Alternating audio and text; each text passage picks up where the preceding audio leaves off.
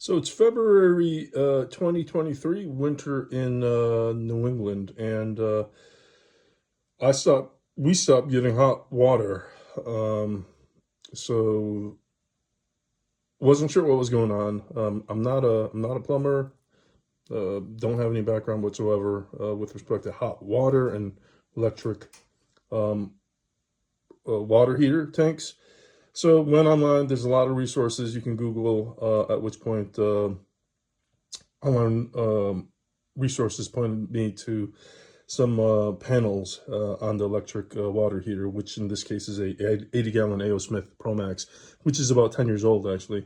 Have not had any issues in the past whatsoever. So I'm in my basement. I went ahead and actually opened up these panels. So there's going to be some panel covers at the top and at the bottom. I took off the panel covers. I've never done this before, at which point I saw that as the websites went ahead and referenced, there's actually a thermostat in here, all right? And so you can see that this is a plastic cover of sorts that can actually come off, unclip, okay? But you can see that there's a thermostat here, and there's actually a reset button right there, right? So that's the reset button.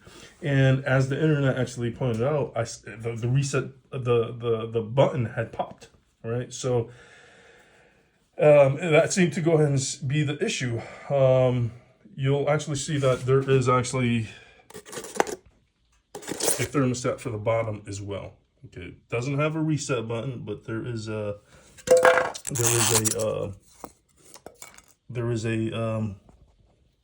temperature setting gauge, or control rather. Okay, so I went ahead and hit the reset button, at which point I heard the electric heater start up and sounded like it was heating up water. At which point, after a while, obviously, we started getting hot water again. At which point I thought the problem was solved, but as it turned out, the next day, for whatever reason, it tripped again. I reset it, and then the following day it tripped again. At which point, as the internet is pointing out, maybe an issue with the thermostat. So I decided to go ahead and do some further research, and it's pretty straightforward in terms of actually replacing this thermostat. So this is what I ordered from Amazon after doing some research, reading reviews and so forth. This is actually a kit that I ordered. So hopefully you can see it. It contains the top thermostat as well as the bottom thermostat. And these are, meant to go and replace the existing thermostats, which is, I think, causing an issue for my hot water heater. This particular kit actually came with the two brand new heating elements. This is called a electric water heater tune-up kit. Provides everything you need to go and replace the thermostats as well as the heating elements. While I'm at it, I decided to go ahead and replace that anode rod, which is the magnesium anode rod. It's a 44-inch that's folded up into this box. Again, my electric water heater is about 10 years old. I've not replaced the anode rod, which I guess is recommended to do about every year or so. I'm going to go and do that. As such, I needed a socket, a 6-point hex socket. That's 1 1/16 inch. That's mated to a 1/2 inch drive, my ratchet. So this is for the anode rod that I'm going to remove from the top of the water heater.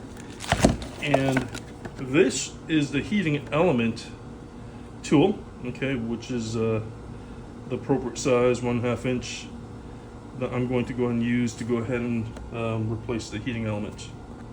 I'm going to make sure to go ahead and turn off the power of the breakers. Prior to turning it off, if you'll see that there is power coming through. All right, that's not what you want to do. That's electrical, that's danger, electrocution. So as per a lot of the internet resources, obviously you want to make sure that you shut off any electrical power to the electric water heater through the fuse box. So that's what I'm doing here, making sure that it's off. I just went ahead and turned the power off at the breaker box. Make sure to test there's no power coming through, which is fantastic. So it is recommended that you take a photo of the existing wiring. Again, I've turned off the power from the breaker box, and this is the new one. That's the old one. It's recommended that you take a picture of the old wiring to make sure that you go ahead and rewire it correctly. There are numbers to go ahead and map the wiring on the old one and the new one that correspond. From left to right, starting from the top, it's 1, 3, 2, 4, T2, T4, so on and so forth. But the bottom line is there is some sort of a logic that allows you to map the old wires to the new one correctly. Some numbering on there, so on and so forth. So this is the bottom thermostat.